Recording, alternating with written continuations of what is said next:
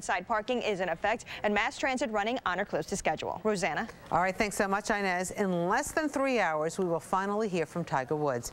He is expected to discuss the reports of his alleged affairs, possibly his treatment for sex addiction, and of course, his future in golf. Tonya Reiman is a body language expert and author of The Power of Body Language. Tonya, nice to have you here. Thank you. So what do you think we should look for to see real remorse in Tiger? Will he be crying? Should he cry? You know, what happens, really have to realize it's context and environment dependent. And what that means is he's going to be in a really tough position. He's going to be in a restrained environment. So his body language might be a little restrained as well. Things I'm looking for are eye contact, but at the same time, he's probably going to look down if he's really feeling emotional. Do you think he should read from a statement, or do you think he should just say it from his heart? Reading from a statement is the worst thing. You come across as unemotional and cold. It comes across as contrived. So what you want to do is you want to make eye contact with someone on specific points and then reference back to your notes, okay? I'm thinking he's probably going to be doing some self-touching, pacification, making himself feel better. I expect that his shoulders might be a little rounded if he's really feeling bad about what's happened. Let's look at some of the past mea culpas that we've had in our news. The first one is our former governor, Eliot Spitzer, when he apologized for his indiscretions.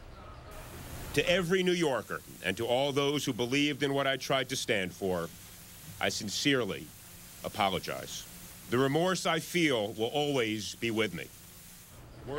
What can Tiger learn from Eliot Spitzer? Okay, see, he did a really good job in terms of keeping eye contact on key points, okay? And you knew he was feeling bad about this as he did the inward lip roll, and he also looked down occasionally. The question is, with all of these apologies, does he feel bad about what he's done, or does he feel bad that he's been caught? And that's something, you know, you still have to question at the end of the day. Right. Kobe Bryant had a famous apology, too. Yes. So let's take a look at that one.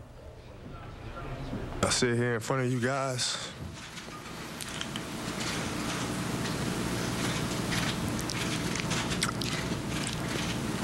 Furious at myself.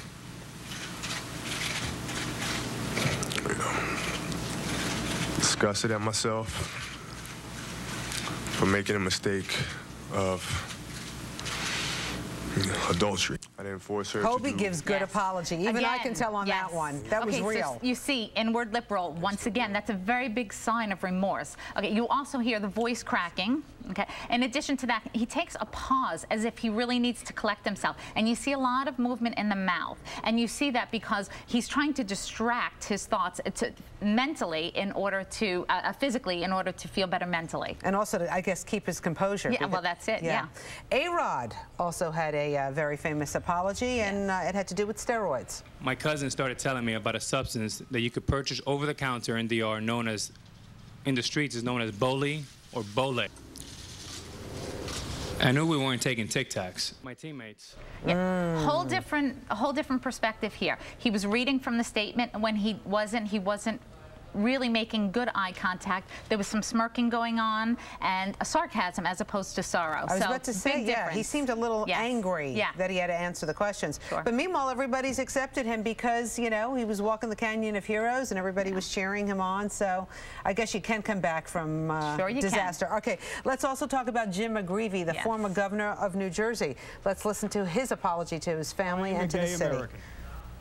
And I am blessed to live in the greatest nation, with a tradition of civil liberties, the greatest tradition of civil liberties in the world.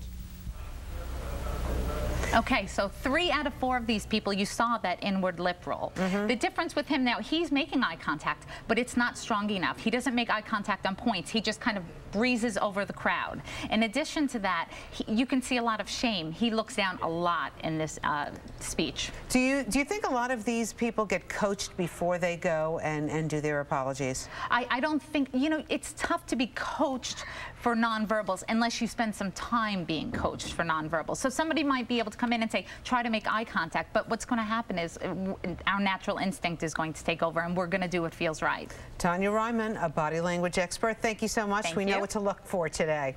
And you can catch Tiger Woods speaking out right here on Fox 5 this morning at 11 o'clock. Greg. Thank you very much, Rosanna. Coming up on Good Day New York, new credit card rules are about to take effect. We'll tell you about those.